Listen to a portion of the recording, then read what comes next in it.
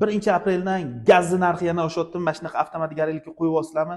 Undan ko'ra men sizlarga cho'tki narsa ko'rsataman.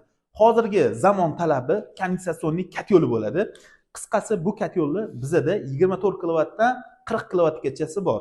24, 28, 32, 35 hamda 40 kilovatli. Mощностьlari yonida yozib qo'ygan, polniy dalniylari. Ko'rib turganingizdek, mana 24 kilovat, KPDsi 106 voltda 220 voltda ishlaydi. Eng past gazi mana bu yerda ko'rsatib qo'yilgan 0.2 bardan 0.6 bargacha ishlaydi. Katyolni dizayniga bitta baho berasizlar. Polniy sensor bo'lib yotibdi. Endi bu katyolni shkof ichiga bekitish hojati yo'q. Ko'pchilik kuxnaga o'rnatadi. Kuxnada mana bunaqa soatlari chiqib turishiga nima deysizlar? Keyin bu katyolda yana bitta plyus tomoni, tokki напряженияsi baland kelganda mana bunaqa avtomatlargacha bor. O'zi o'chirib qo'yadi, katyolga ziyon yetmaydi. Bu katyolimizda ko'rib turganingizdek 4 ta vixt chiqarilgan, bitta podacha, bitta obratga, bitta suv kirishi hamda issiq suv chiqishi. O'rtasida keladigan bo'lsa, bu yerga gaz ulanadi, davleni ko'rsatib turadigan datchisi.